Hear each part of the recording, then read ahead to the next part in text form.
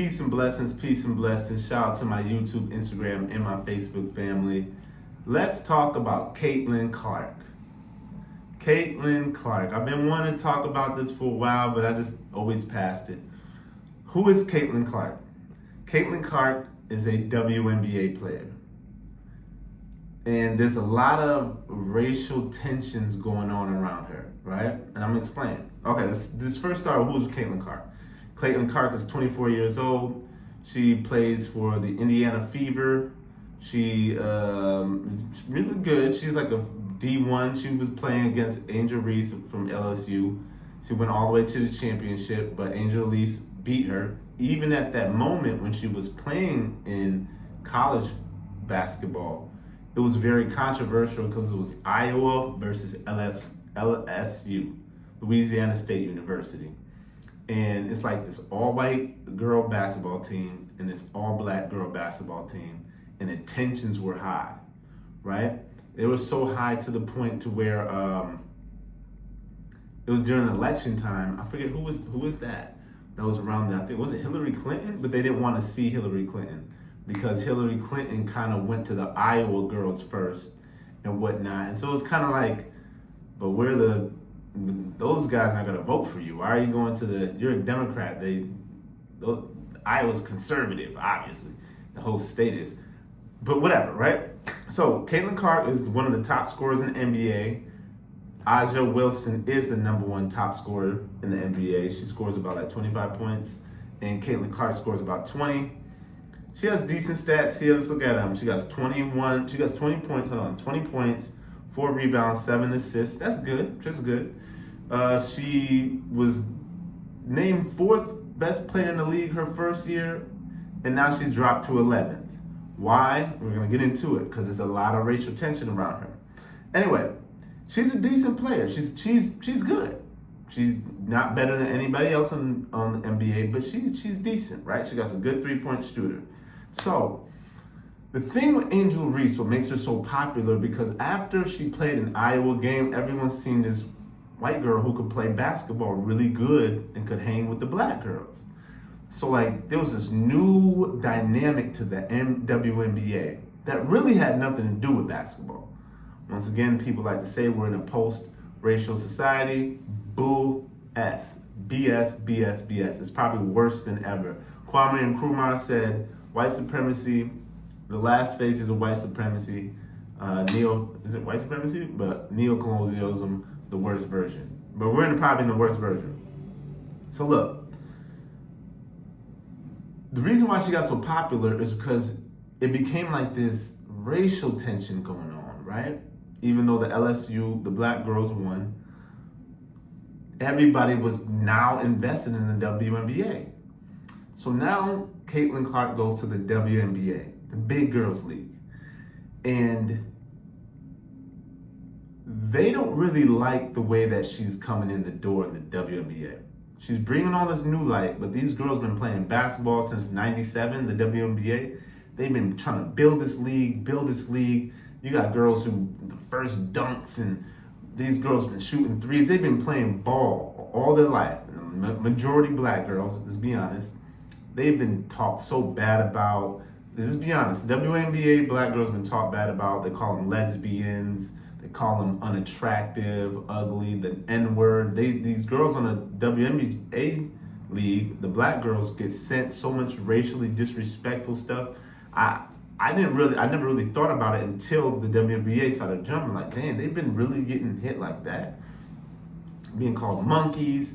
Nobody wants to watch the WNBA. I never understood the hate for it. I never really watched it much, but I didn't know that people hated the WNBA. Like, there was it's like this weird, right-wing, conservative type of vibe. Girls they don't need to play sports. But anyway, so Caitlin Clark gets there, and guess who she brings in with her support? So all of a sudden, the WNBA is getting views it's never had. But when you start looking at who are these new fans, who are they? They're the right-wing, white supremacist, neo-Nazi, like, she's like their great white hope, right? So she gets to the league. She's coming in with all this baggage. Did she ask for it? I don't know. I don't know her personally. She hangs out with that one country singer who got caught calling somebody the N-word. And we're all like, all right, Caitlyn, you kind of fit in the book now. She's super young, so, well, all white people are racist at the end of the day. We know that. Is she cognitive of her racism, though? Is she one of those white people who think they're not? So anyway, she gets to the league. When she gets to the league, them girls not playing with her. Boop, boop, boop. But it's nothing out of control. So what happened last week or two, Alyssa Thomas gave her a hard foul. Not only gave her a hard foul, but like when she got up, she kind of put her fist in her neck. And then there's this photo they take, right, of little white girl in damsel in distress on her back with this big black girl with her fist in her neck, right?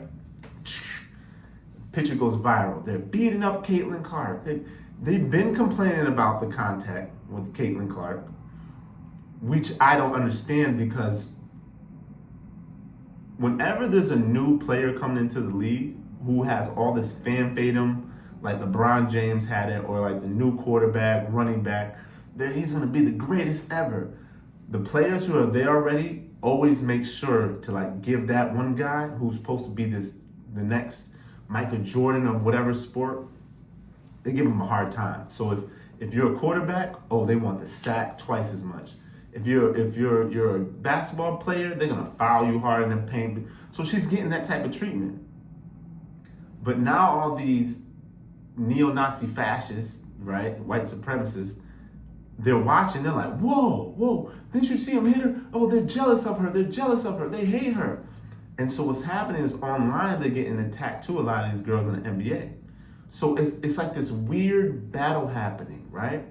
There's this new fandom coming to the WNBA, but it's the wrong crowd. So when Aja Thomas fouls her, right, they just give her a technical, like they should, right? And they go on. But when the picture comes out, Adam Silver, the NBA commissioner, calls the WNBA commissioner and forces her to suspend her. They said, no, you gotta suspend her. Why? Because white America's going crazy online. Oh my God, they're abusing her. They're beating her. What's going on, right? So that's all going. So they end up suspending Alyssa Thomas for about 2 games. We ain't there yet, right? So what ends up happening is she gets suspended for reckless contact. I don't agree with that, right? And I'm gonna tell you at the end. But I would say this, they used to have a hack and Shaq rule, right? Where you hack Shaq because he's just too big and good. And he's like the new guy coming up, the Jordan rules. Detroit Pistons used to hit him up, and I never seen anybody get out all their panties in a bunch for that. But anyway, so this is why I get so crazy. 1, Donald Trump talks about it at a press conference. Yeah, I'm hearing this basketball girl, Caitlyn, she's getting treated bad. The girls are beating her up. I'm hearing she's getting hurt all over the court and this and this. So people are like, what? Why is the president talking about women's basketball? And then it's the most racist president of all times talking about this white girl who just came into a female-dominated sport that built this league. The black women built the league, even when everyone hated it. I remember when Reiner was stuck in Russia, right? The basketball player, they were talking about, we don't want her back. Good. And I was like, man, good. They really hate these WNBA players, WNBA players. Also, no, I'm gonna get that to the end, right? So, Donald Trump brings it up. It's like, what the? Donald Trump is talking about Caitlin Clark, which adds fuel to the fire about Caitlin Clark's fan base being racist, white supremacists, fascists, neo-Nazis, whatever you want to call them, conservatives, whatever, right? So look, we're gonna go through the letter. So in the letter, because I just read some of it, because I'm like, this is crazy, right? So the letter was sent by senators, some lawmakers. They send this letter to the NBA, WNBA commissioners, right? And they say, in the letter it says, describes that Caitlin Clark is the face of the league. That is so disrespectful to call Caitlin Clark the face of the WNBA. She's only been there for 3 years. There's been girls playing basketball when they were getting paid $40,000 a year. They've been trying to build the league. Those women in WNBA get paid good. Apparently, Caitlin Clark's salary is like $528,000, $530,000. That's good. But compared to the NBA, come on. But these girls are kind of, now you're starting to see it, like they're kind of like, why is it as soon as this white girl comes in, she's getting all of our hard work? That's why a lot of the black female players don't like it. They're just looking like, we've been working so hard at building this league. She comes in and stands on our shoulders. Which, people are going to say that's what it's supposed to be, but it'd be one thing if Caitlin Clark acted showed gratitude. But Caitlin Clark is just, I'm at a country concert with Whaler or something like that. The racist country singer. So everyone's just sitting back, just looking at her like, yeah, they're here. Anyway, so they say she's the face of the league. And they said, and someone who has generated fan interest, increased television ratings, and new corporate sponsors because of her. That's what they're saying. This is where all this tension's coming. Someone who's been in the league for 3 years, hasn't won a ring, hasn't won a scoring title. Really, just what is it about her, y'all? Do we have to state the obvious? Is it because she's a white girl who can actually really play? She's good. We'll give her that. She's good. Is she better than anybody else? No. She can shoot a nice three, but anyway, right? Corporate sponsors. All right. It says, it suggests a third-year guard, right? They're saying is getting unnecessary, in the letter they're saying she's having unnecessary physical hostility and violence, such as hip checking, eye poking, and recently struck in the throat. Why are a bunch of lawmakers, look, so then they go on and they say the attacks against Clark may be racially motivated. Oh my God, 10 conservative lawmakers, senators sat down and really wrote that an attack is racially motivated. Why? You would know one, wouldn't you? A commissioner, this is what it is, a commissioner has an obligation to ensure that every player competes in a safe and professional environment, both on and off the court, free from violence, discrimination, and retaliation. Can we say Colin Kaepernick, y'all? The letter said if discrimination or retaliation is occurring and creating a hostile work environment, we support any appropriate investigation. Listen, we support any appropriate investigation by the Department of Justice, DOJ, Kash Patel. He's over somewhere drunk right now, riding around inside a FBI private jet. You know he does that. Kash Patel is known drunk.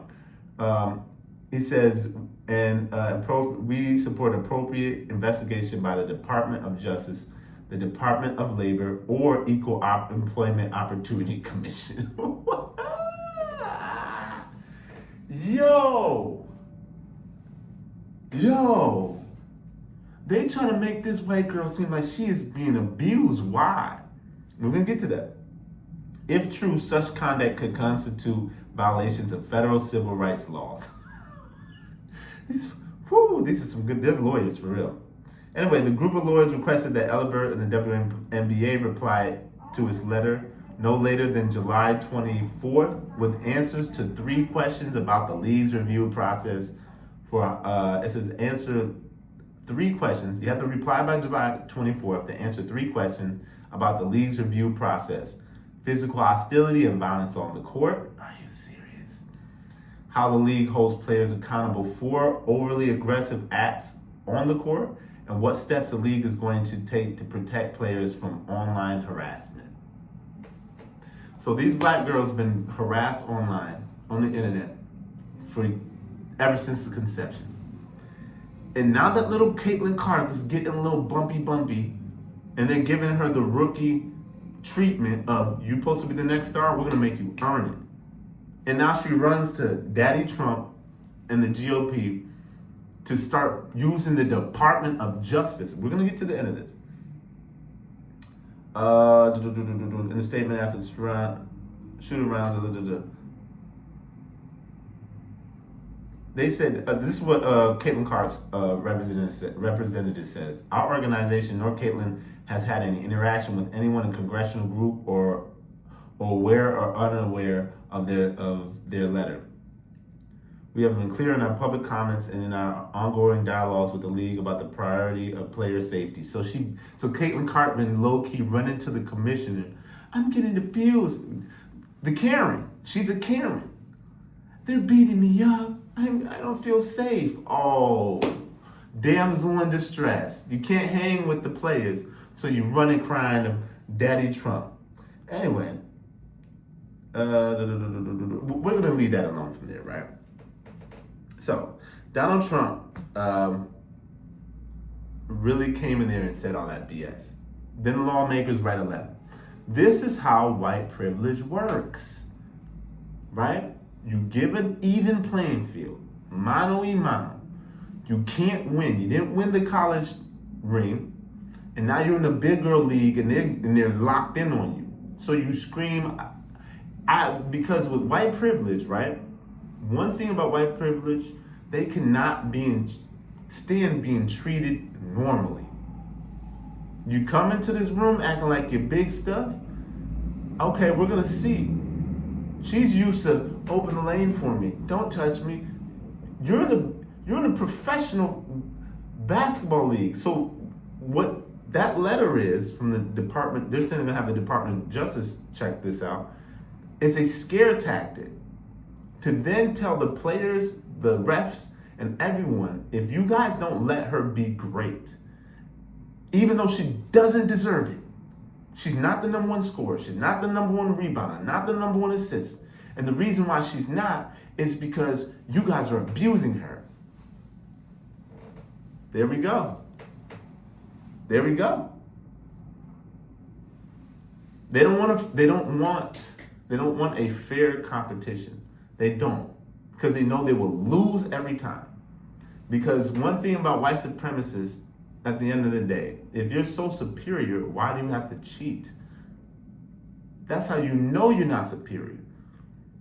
Why do you have to give special rules to this? Why do you have to put the police? Why do you have to have drugs in the community? Why do you have to steal votes? Why are you gerrymandering all over the place?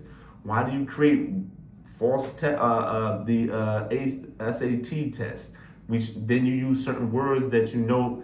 Listen, there's a million ways that these people constantly throw in blocks. These black women built the WNBA, even when it was not fashionable, even though it wasn't cool. They stayed there and played for pennies. Even to this day, some of the girls talk about they have summer jobs. And this average, she's good. No one's saying Caitlin Clark's not good. She can hoop. She can beat most men. You know what I mean? She comes to the league and she's not as great as she probably thought she was.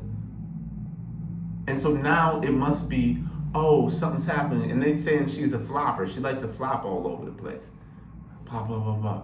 Come on now. In 2026, this is how it works. This is how it works. And this is probably what you would notice at your workplace. You work hard, you do this, the promotion comes. All of a sudden, some new guy walks in the door. You're like, who is this? I've been busting my behind for the last 5 years to this place just for this position. And guy from probably the HR stepbrother or the vice president's son-in-law. But you will never know. No one's going to tell you. This is how it works. And you're going to do what when you find out? Get players locked up? And this is the reason why I'm going to say this to the WNBA players. I'm going to tell you girls, if they come down hard on y'all, boycott. Boycott the league. Sit out. And the number one reason, too, why the GOP Senate likes to attack the black women's basketball team, because unlike the black males in the NBA, the black women were very vocal for Black Lives Matter. Very vocal. They weren't playing. They was out there talking to the NBA, LeBron James, and everyone knows. This is the reason why I tell a lot of brothers, stop playing with the sisters, because be honestly, when you go to any city meeting, function, or whatnot, it's nothing but women.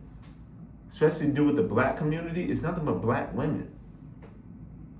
So right now I'm going to say, Angela Reese, put your big girl panties on. Because now this is a bad look for you, Caitlin Clark. This is a bad look. Because now moving forward, it looks like you're coming into the league saying, if you guys don't let me win, I'm gonna have the U.S. government, what? Come back me. Because you can't get to the rim? Because they're gonna hip check you? That's basketball. No, you're hip checking me more than anyone else. Bro, Caitlin Clark, this is what we're dealing with in 2026. And like I said before, sports is the reason why sports I can deal with it to a certain degree, outside of the fact that I'm watching grown men chase a ball around all day, is there's a lot of political implications within it. A lot. You get to see certain privileges, just like in AFCON when they took the trophy they're trying to, from Senegal. They said they're not going to return it. And they lied about, oh, you stepped out, so that means you're force fit. No. Just like here with Caitlin Clark. Oh, you can't score, you're not the number one scorer, this and that. And then too, this is what happened, right? This is the last thing. And this is the reason why I know there's something wrong with Caitlin Clark. Because Caitlin Clark is not the first white girl to play in the WNBA. There's many white girls. Was it Taurasi? She was in the NBA. She was balling. Didn't nobody mess with her. This is the thing, right? She went from 4th to rated number 4, right, for the All-Star game. And what consists of being on the All-Star game is the media gets 25%, fans get 50% of the vote who's gonna play. The media gets 25%, and the WNBA players get 25% of who gets to be in the game. She went from number 4, Caitlin Clark, to 11. They rated her the 11th best player. And the players, none of them, damn near none of them, close to none of them, voted for her. Because what she has done is the last thing, Caitlin Clark, if you're out there in the world, what you have done, because you're silent and quiet, and silence is being complicit, what you've done is you allow the white supremacists, fascists, to hitch on your back and use you as the face of their white supremacy into WNBA sports, right? And I think you're smarter than this. You should know, your parents run businesses. They hitched onto you because you represented the great white hope to them. Oh, she's gonna go in there and show those black girls we can do anything they can do. We're gonna do, white people, come on, you know you ain't messing with it. When it comes to sports and athletics, it's just, God bless us with this. What am I supposed to do? I'm 6'4", I'm about 200 pounds, I can run and jump, do backflips. I'm good. I can dunk to this day. It's when I was little, I just run all the time. I don't know. It's just in us. But look, 4 to 11, because once again, you allowed the white supremacist fascists to hitch a ride on your back. So now when you come into the NBA, you're toxic. Yes, you bring in new fans. You bring in brand sponsorships. But who are these people? They're the same people on the Twitters calling people the N-word, this and this and that. It is, because how does Daddy Trump all of a sudden, senators say, we're gonna say the DOJ, that's why you, Caitlin Clark, you've ruined your career. It's done. You're never gonna get love. That letter, you should call them and say, take that back. You should make a press conference and say, I don't agree with none of that. Because, like I said, WNBA players, is the last thing I'm gonna say before I go. If they do send the DOJ down there to intimidate y'all, boycott. Because it's bigger than basketball at this point. Don't play a single game. Let Caitlin Clark stand there in the middle of the arena with her little crossover and a Stephen Curry 3. Yeah, watch all these 3 points. No, we want to see some movement. Yeah, you're nice with the 3, you're nice with the dribble and assist. But y'all sisters out there, sorry to hear this is going on, but y'all stay strong. You already know the slogan, chase knowledge, don't chase money, peace, love, positivity.